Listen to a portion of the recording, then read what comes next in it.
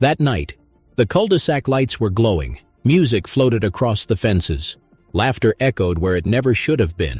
They thought they could sneak onto my property, drink their wine, dance under my trees, but what they didn't know was that my land was not empty. I was watching, and the wolves were waiting. And when they finally appeared, the party turned into a nightmare. Welcome back to HOA Chaos, where the rules are petty, the neighbors are ruthless, and every story ends with drama. My name is Mark.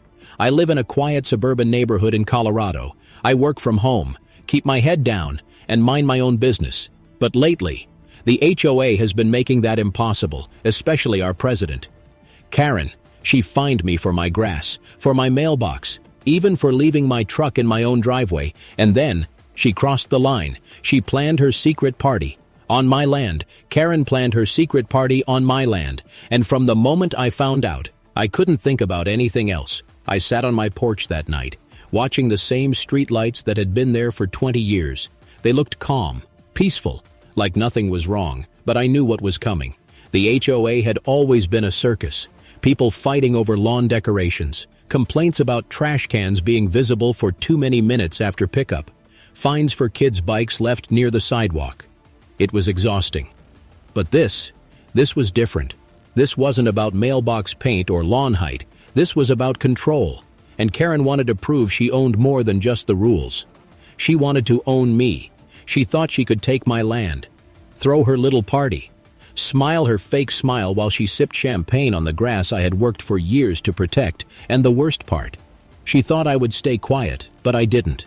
I first heard the plan through whispers, neighbors chatting in low voices on the sidewalk, their words drifting through the evening air. Karen said the party will be behind the fence. Nobody will notice. She said it's technically community land now. She said he'll never stop her. I remember my stomach turning. Community land? No. That land was mine. And it had always been mine. I paid the taxes. I held the deed. But Karen's voice carried more weight than truth in this neighborhood, and people followed her like sheep. I sat there, my fists tight on the armrest, and then I looked down the hill, at the shadows moving near the tree line. They were quiet, steady, calm. My wolves, not wild, not dangerous, unless they needed to be, but loyal, trained, protective. They knew this land as much as I did, and they knew when something didn't belong. The idea hit me like lightning.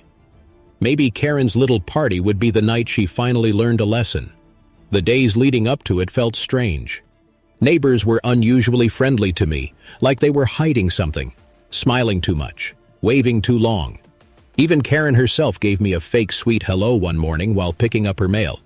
Her smile was sharp, almost daring me to say something, but I didn't. I let her think she was winning. Inside, my house was silent, except for the sound of my wolves pacing the floorboards at night. They could sense my tension. They always could. Their golden eyes followed me, calm but alert, like they too were waiting for the night. The party was set for Saturday, and Saturday came faster than I expected. The morning was warm, the kind of warm where the air feels heavy before the sun fully rises. I walked out to my porch with coffee in hand, and I saw it. Tables, balloons, string lights being carried across the street, neighbors setting things down near my fence. There's Karen standing there in her beige blazer, barking orders like a general. Put the cooler here. Move that table. Oh, no, not like that. Her voice echoed across my land like she already owned it. I felt my jaw tighten, but I didn't move. Not yet. I watched as people snuck glances at me. Some gave half smiles. Some looked away quickly. Nobody dared to speak. They were all under her spell, or maybe they were too afraid to go against her by the afternoon. My land looked like a festival. White tents, streamers, food trays being dropped off. The smell of barbecue drifted into my porch, and every laugh, every clink of glass felt like a knife to my chest. Still, I waited. When the sun dipped low and the lights came on, the party started. Music thumped softly from speakers. The HOA board members stood in a circle, laughing louder than everyone else. Karen stood at the center, glowing like a queen on stolen land. I saw her raise her glass, and I swear she looked right at me across the fence, like she wanted me to know she had won. That's when I stood up. I walked slowly down my porch steps, across the grass. Toward the line where my property began, the laughter dimmed as people noticed me. Karen smirked. "Oh, look, everyone. The landowner has arrived." Her friends chuckled nervously. I didn't smile. I didn't wave. I just stood there, silent. And then I whistled. The sound carried through the trees, sharp and clear. At first, nothing happened. Karen tilted her head with that smug little grin. But then, the shadows moved one by one. The wolves appeared, gliding out from the tree line. Their eyes glowing in the light, they walked in formation, calm but unshakable. Their paws pressed into the grass with soft thuds. The air shifted. The smell of meat from the buffet suddenly felt wrong, almost like bait. The crowd froze. Champagne glasses trembled in shaky hands. The music stopped mid-beat, and Karen, for the first time in years, didn't have a single word to say. The wolves cled, keeping distance but never breaking eye contact. A low growl rumbled through the night. Not loud, but enough to make spines shiver. I crossed my arms and looked at Karen. "This is private property," I said softly. "You were told." Her lips trembled, but no words came out. The power she loved so much was gone in an instant, and in that silence, something clicked inside me. This was no longer about rules or fines. This was about respect. And tonight, Karen was learning it the hard way. Karen stood frozen, her eyes wide, her glass shaking in her hand. The wolves circled slowly, their growls weaving into the music still buzzing faintly from the speaker. But no one dared turn it off. No one dared move. I stood there, calm, steady, almost enjoying the silence that Karen hated so much. She always filled every space with her voice, her rules, her demands. But tonight, my wolves filled it instead. A neighbor's child let out a tiny squeak. The sound made one of the wolves snap its head toward the group. People gasped, clutching their drinks tighter. Someone dropped a plate. It shattered on the grass. The wolves didn't flinch, but their eyes, those golden eyes, scanned every face. I could feel the fear ripple through the crowd. It was thick, like heat before a storm. And Karen's fake confidence was slipping. Her smirk twitched, her lips parted, but no words came out. Finally, she found her voice. "They're just dogs," she muttered, forcing a laugh. She waved her hand toward me. "Trained pets, right? You're trying to scare us." Her tone cracked at the end. The crowd didn't laugh with her. No one believed her. I tilted my head. "They're not just dogs, Karen," I said quietly. "They know this land, better than you ever will." One wolf stepped closer, its fur bristling under the string lights. The crowd stumbled back. Shoes sinning, king into the soft dirt near the fence. Karen's glass slipped from her hand and fell into the grass. The liquid spilled dark, like a stain on my land. I felt something inside me harden. Years of fines, letters, threats, all piled into this one moment. Every note on my door, every smug smile at board meetings. And now, here she was, trespassing, powerless. "Everyone stay calm," Karen said sharply, her voice rising an octave. "They won't do anything if we don't move." But her words shook. She wasn't calming anyone. She was trying to calm herself, behind me. I heard the low whistle of the wind through the trees. The wolves shifted with it, their bodies moving in unison, like a shadow with teeth. They weren't attacking. They weren't chasing. They were reminding everyone. This land wasn't theirs. Then something happened. One of Karen's board members, a tall man with slicked back hair and too much cologne, stepped forward. He tried to act brave. "We're not scared of your mutts," he barked. He waved his arms. "Go on, get out of here." The wolf nearest him lowered its head. Its growl deepened, low enough to rattle the air. The man froze mid-step. His hands trembled. His face lost its color. Karen hissed, "Don't be stupid." But it was too late. The man had shown weakness, and weakness never goes unnoticed. The wolf snapped its jaws, just once, loud enough to echo. The man stumbled back into the crowd, knocking over a woman's drink. The crowd panicked, voices rising, the order of the party collapsing. The music finally cut off. The silence was deafening. Karen turned to me. desperation bleeding through her expression. "This is harassment," she shouted. "You can't just unleash animals on us. This is illegal." Her voice cracked again, and I smiled. For the first time that night, "You planned this party on my land," I said softly. "You didn't ask. You didn't care. You thought you could walk all over me like you always do."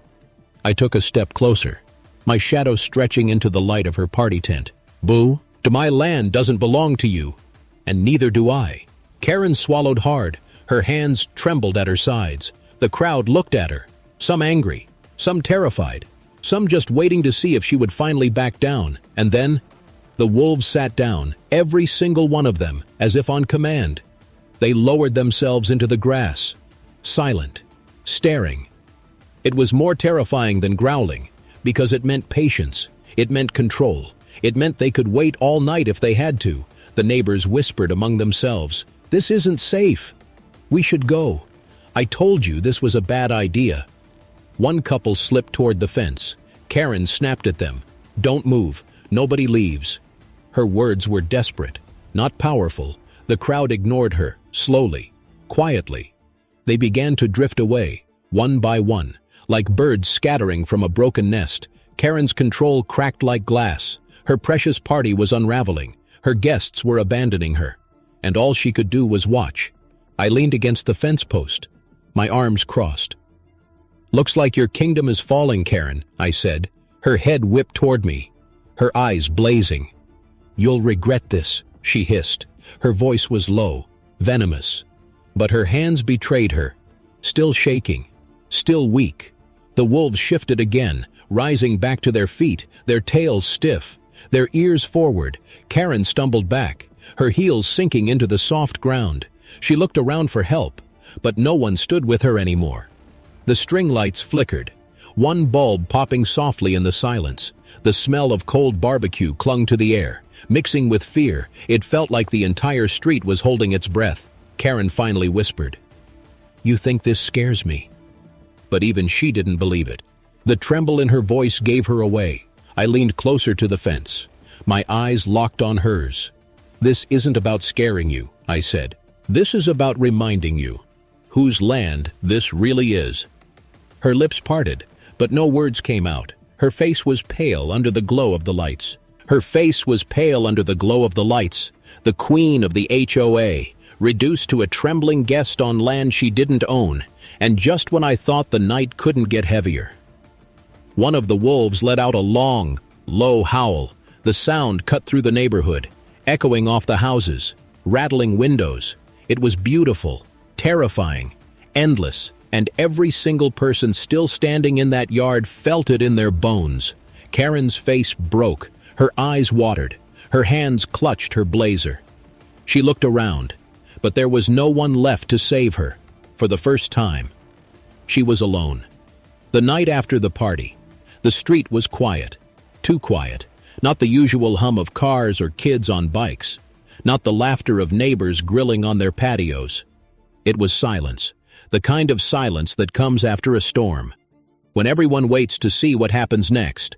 I sat on my porch with a cup of coffee, staring out at the land that had almost been stolen. The grass still showed the footprints of her party, tables dragged away, confetti sticking to the dirt, a broken balloon drifting against the fence. But what lingered most was the fear. I had seen it in their eyes, not just fear of the wolves, fear of me, and fear spreads faster than gossip in a neighborhood like ours. By the next morning, whispers had already started. Some neighbors crossed the street instead of passing my driveway. Others peeked through their blinds when I walked to the mailbox. I could feel it. They weren't sure if I was the victim or the villain. And Karen, she wasn't gone. No. She was licking her wounds, waiting, plotting, twisting the story until it fit her own little version of reality. At noon, I saw her standing with her board members in the cul-de-sac. Her beige blazer was back, pressed and perfect. Her lips painted red again.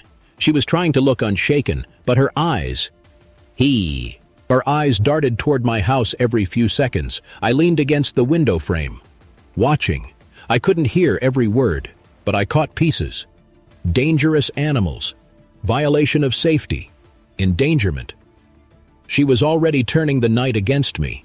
By evening, I got the first letter, stuffed into my mailbox with the HOA seal at the top, formal language. But the message was simple: remove the wolves, or face fines, legal action, possible eviction. I laughed out loud, the sound echoing in my empty kitchen. Karen wasn't embarrassed. She was doubling down. Of course she was. The wolves padded around my feet as I read the letter again. Their calm presence soothed me. They weren't dangerous to me. They weren't dangerous at all, unless someone tried to trespass, but Karen didn't see it that way. Or maybe she pretended not to. Maybe this was her chance to turn the neighborhood against me once and for all. The next day, the whispers grew louder. I overheard two women near the park. "He's unstable," one whispered. "Who keeps wolves in the suburbs?" the other replied. Their eyes flicked to me, then darted away. Later, a man walking his dog crossed the street the second he saw me. His dog barked furiously at my fence. The man yanked the leash and muttered, "This place isn't safe anymore." Karen had planted the seed, and it was growing fast. That night, another letter arrived. This time, it wasn't from the HOA, it was anonymous, written in sloppy handwriting. "Get rid of the wolves, or we will." My fist clenched as I read it. I looked out toward the dark street, the lamppost flickering weakly. Somewhere out there, my own neighbors were plotting against me. The wolves sensed my anger. They lifted their heads, ears perked, golden eyes watching the window. They didn't growl. Not yet, but I knew they were ready. They always were. The following weekend, Ren made her move. She called an emergency HOA meeting, not in the clubhouse, but right in front of my house. Dozens of neighbors gathered on the sidewalk. Folding chairs, clipboards, cups of coffee like it was a Sunday sermon. Karen stood tall, her blazer crisp, her smile sharp. She pointed at my land. "Look at this," she said loudly. "He keeps wild animals here, dangerous predators, while children play in this neighborhood." Her voice carried across the street. Some nodded, some frowned. Some avoided looking at me entirely. I stepped out onto my porch, calm, steady. "Predators?" I said. "They're trained, disciplined, safer than half the dogs in this cul-de-sac." Murmurs rippled through the crowd. Karen's eyes narrowed. "They are a threat," she snapped. "They attacked us at the party." I almost laughed again. "They didn't attack you. They protected what was theirs." The crowd shifted uncomfortably. Karen raised her voice. "Do you want to live in fear? Do you want your children walking past this house knowing wolves are behind that fence? This man is endangering all of us." I felt the heat rise in my chest, but I stayed calm. I let the silence do its work. Finally, I said, "You weren't afraid when you planned your little party here." Gasps broke through the crowd. Karen's face froze. The whispers spread like wildfire. "Party? On his land? What party?" Karen tried to recover. "It was a community gathering," she sputtered. "A harmless, but it was too late." Her secret was spilling out, and the neighbors who hadn't known were suddenly curious. Suspicion turned on her. Just a little, enough for cracks to show. I stepped down from the porch, slow and steady. The wolves followed behind me, silent shadows at my side. The crowd parted slightly as I approached. Nobody dared step closer. "Tell them the truth, Karen," I said. "Tell them how you trespassed, how you thought you could take what wasn't yours." Her lips trembled, but she held her chin high. "You're twisting things," she hissed. "You're dangerous. And you don't belong here anymore." The wolves sat at my feet, their eyes locked on her. The crowd was split. Some nodded with Karen, others whispered about the party, and some just stared, unsure which side to believe. I knew then. This wasn't over. Karen wouldn't stop until she destroyed me, and the neighborhood was her weapon. That night, I couldn't sleep. I sat on the porch again, the wolves at my side. The moon glowing above us, I thought about every step she would take, the letters, the meetings, the gossip. She would twist the truth until everyone hated me, and then she would try to take everything. But I also knew something she didn't. I wasn't just defending land, I was defending history. That property had been in my family for generations. My father taught me to care for it, to protect it. And the wolves were part of that legacy. Karen could play her games, she could whisper her lies, but the land knew the truth, and so did the wolves. The morning after the HOA meeting, my mailbox was stuffed again, but this time, it wasn't just one letter, it was 3. The first was official HOA paper, bold letters across the top. Final warning. They accused me of violating safety codes, disturbing peace, endangering families. The fines were bigger now, stacked like bricks on my shoulders. The second letter came from a law office, cold language, sharp words, threats hidden under polite sentences. They claimed my wolves were illegally housed, that my property was unsuitable for dangerous animals. They even hinted at removing me from the neighborhood entirely. And the third was the one that shook me most. It was handwritten, scrawled with anger. "We know what you did. The wolves won't save you forever." No name, no return address, just raw hate. I sat at my kitchen table. The letters spread in front of me. The wolves paced the floor, their claws icking softly against the wood. They could feel my tension, my heart pounding faster than I wanted to admit. Karen had failed to humiliate me at the party, but now, she was using her real weapon. The system HOAs don't fight fair. They don't need fists or claws. They have papers, rules, signatures, lawyers, and Karen knew exactly how to use them. That week, the phone calls started. First from animal control, then from county zoning officials. They asked questions about permits, about enclosures, about feeding schedules. One even showed up at my door with a clipboard. I stood tall, answered calmly, showed them everything was legal. But I could see it in their eyes. Someone was pushing them to dig deeper, and I didn't have to guess who.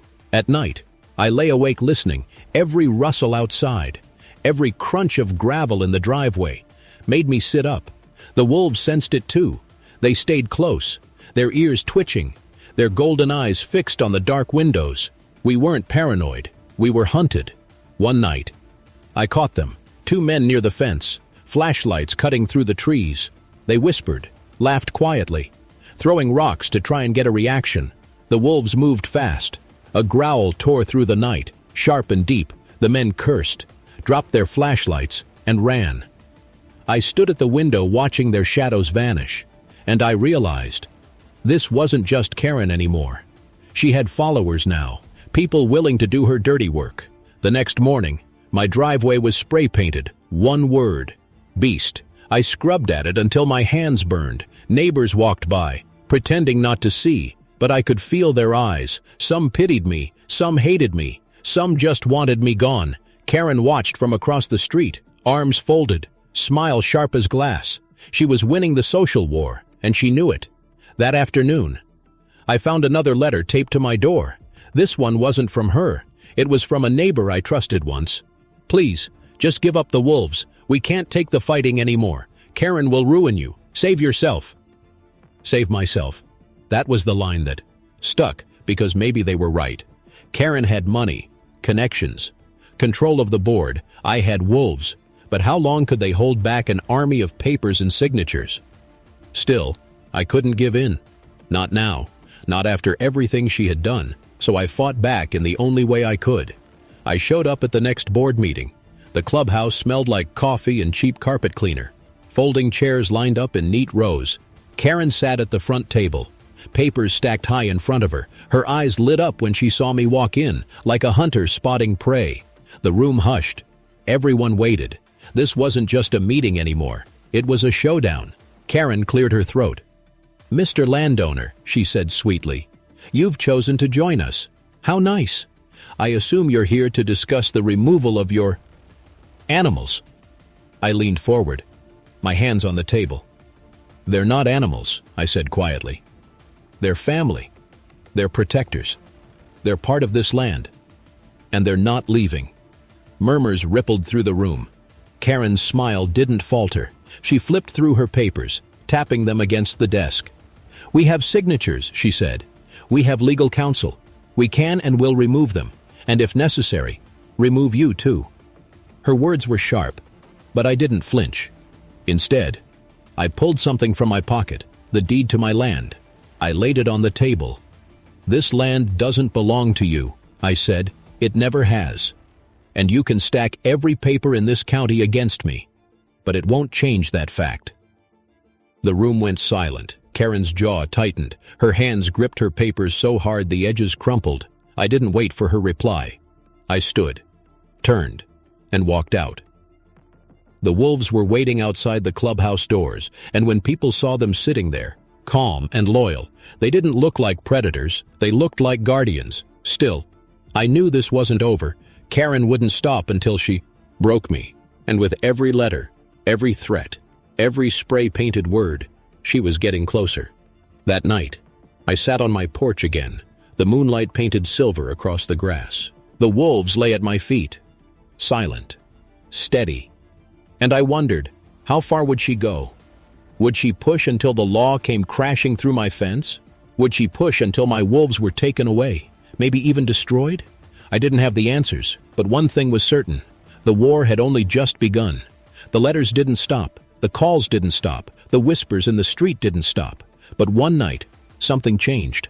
I was sitting on the porch with my wolves, sipping black coffee, watching the quiet street. The moon was bright, casting long shadows over the cul-de-sac. It almost felt peaceful, until I saw the flashing lights, red and blue, cutting through the night like knives.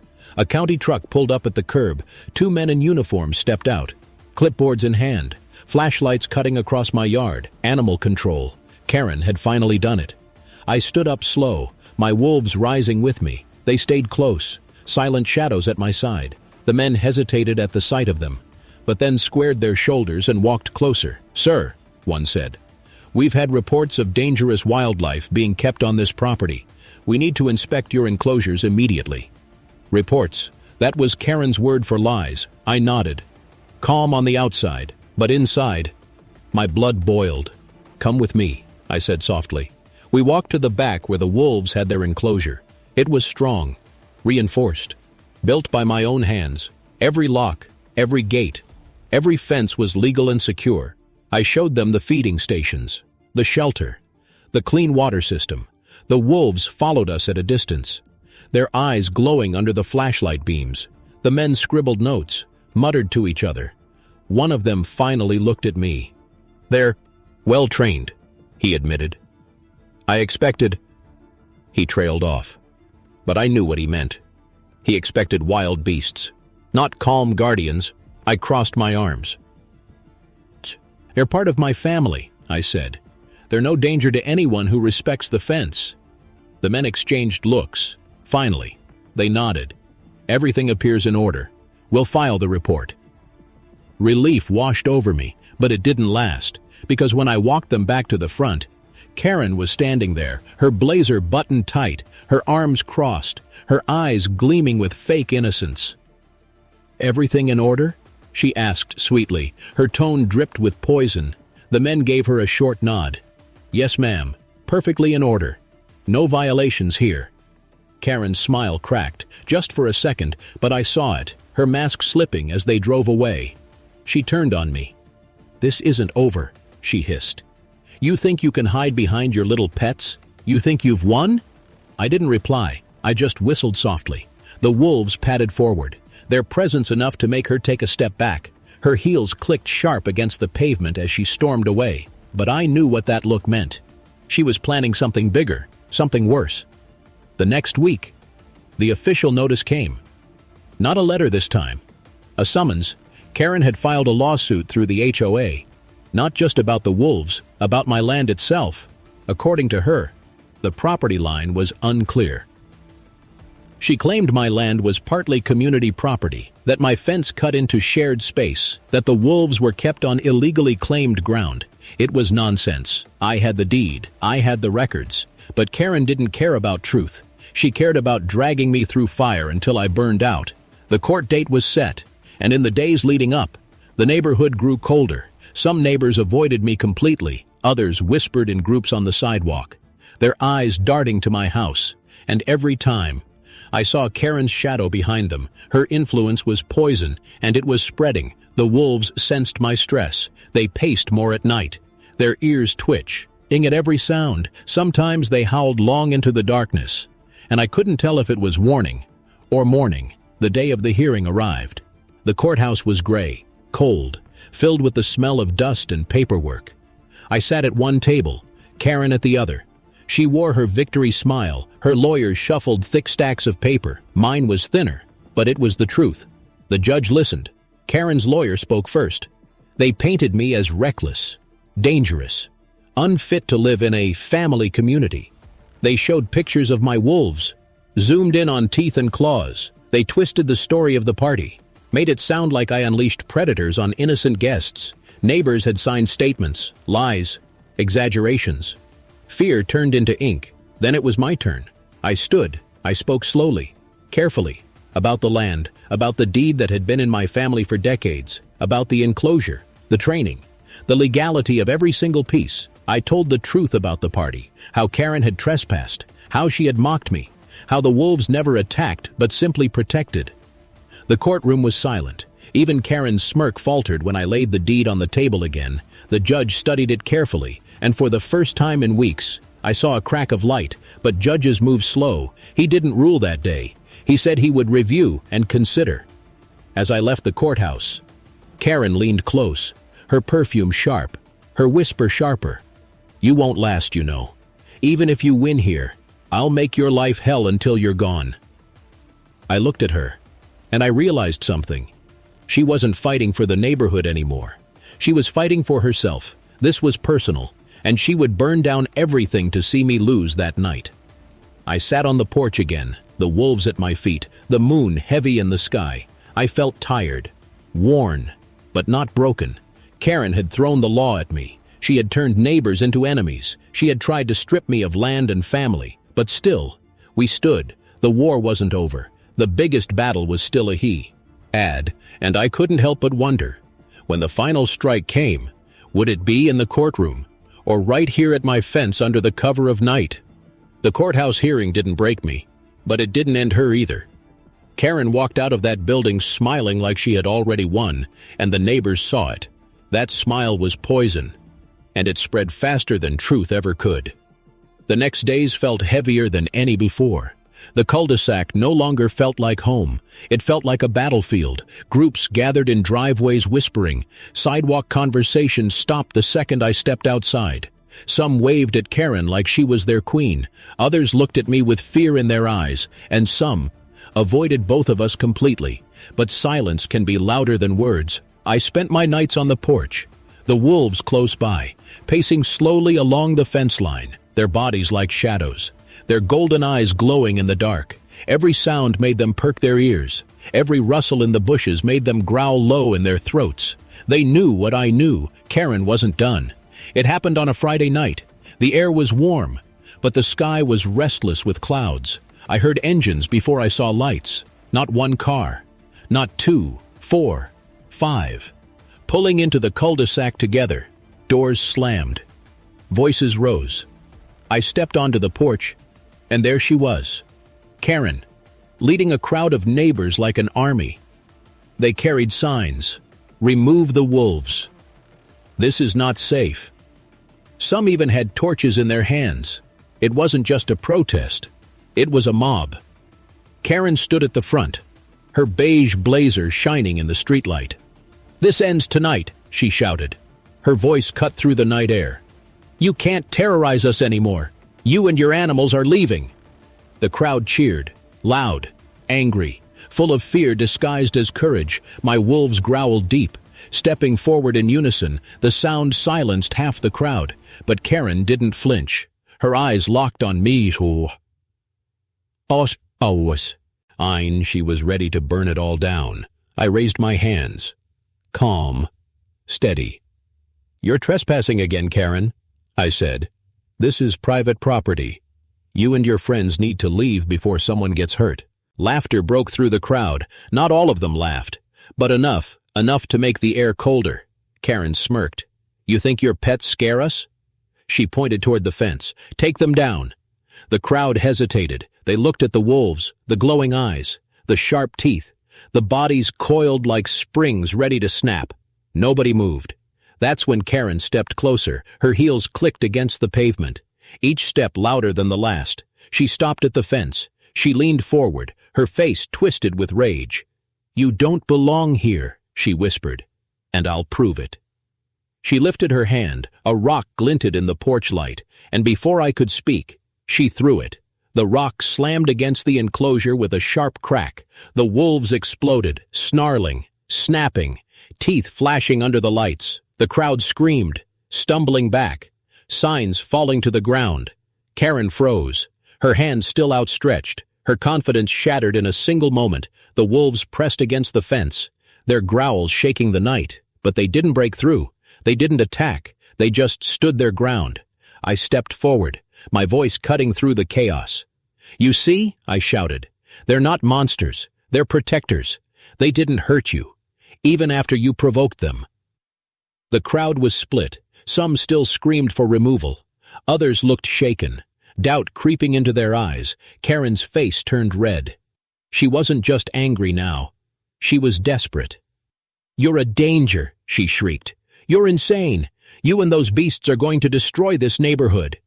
Her voice cracked, echoing against the houses, and for the first time, people looked at her with fear. Not me, her. The wolves went silent, one by one. They sat down, their eyes never leaving Karen. Their calm presence sucked the air out of the street because everyone realized something at the same time. The danger wasn't me, it wasn't the wolves, it was her. The crowd began to scatter, murmurs rippling through them like water. Some dropped their signs, some walked away quickly, their faces pale. Karen screamed after them, "Cowards, don't you see? He'll ruin us all." But nobody listened. Her army was gone as fast as it had arrived. She stood there alone, her chest heaving, her hands trembling, her eyes locked on me one last time. "You'll regret this," she whispered. Then she turned and stormed off into the night. The cul-de-sac was quiet again, too quiet. Only the soft panting of my wolves filled the air. I leaned against the fence, exhausted, but unbroken. Karen had tried everything, the letters, the meetings, the court, now even a mob at my door, and still, I stood, still. The wolves stood, still. The land was mine, but deep down, I knew something wasn't finished. Karen was humiliated in front of everyone, and people like her don't stop at humiliation.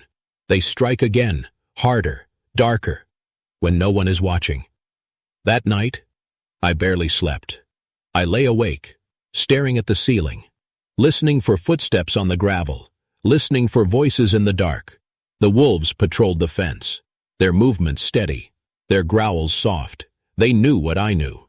The war wasn't over. It was about to hit its breaking point. After that night with the mob, the neighborhood was never the same. The street was quieter, colder, almost hollow. People walked faster past my house, eyes low, pretending not to look at the wolves watching from behind the fence. Karen's power wasn't gone, but it was cracked, and cracks have a way of spreading. For days, she didn't show herself. No blazer, no smirk, no sharp voice echoing across the cul-de-sac. It was strange, almost peaceful. But peace with Karen never lasts. On the fifth night, it happened. I woke to the sound of metal against metal, a sharp clank, followed by another. I sat up in bed, listening. The wolves were already awake, their growls rumbled low, vibrating through the walls of the house. I grabbed my flashlight, stepped out onto the porch, and froze. There she was, Karen, standing by the fence with bolt cutters in her hands, her face pale in the moonlight, her eyes wild. Her blazer was gone, replaced with a dark sweater. She wasn't here as president of the HOA. She was here as something else entirely. The wolves surged forward, their growls turned into snarls, teeth flashing through the dark. Karen jumped back, but she didn't run. She raised the bolt cutters higher, her hands shaking. "I'm ending this," she screamed. "I'm ending you." The sound carried across the cul-de-sac. Porch lights flicked on, curtains twitched, neighbors peered out, wide-eyed, mouths open. They were seeing the queen of their HOA. Breaking into someone's property in the dead of night, I stepped forward, my flashlight beam cutting across her face. Her eyes burned with hate. But behind it, I saw fear, not fear of me, fear of losing, fear of being nothing without control. "Karen," I said quietly, "put the cutters down. Walk away before you do something you can't undo." But she didn't listen. Karen never listened. She lunged at the fence. The metal screeched as she clamped the cutters around the chain. The wolves went wild, snarls, barks, the sound of fury and loyalty tearing through the night. And then, it happened. One wolf slammed its weight against the fence. The impact rattled the entire line. Karen stumbled, the cutters slipping from her grip. She fell backward onto the grass. The wolves pressed forward. But the fence held strong. They didn't break through. They didn't attack. They didn't need to, because the damage was already done. Neighbors poured out of their houses, phones in their hands, cameras recording. They saw everything. Karen on the ground, sweat on her face, eyes wide with madness.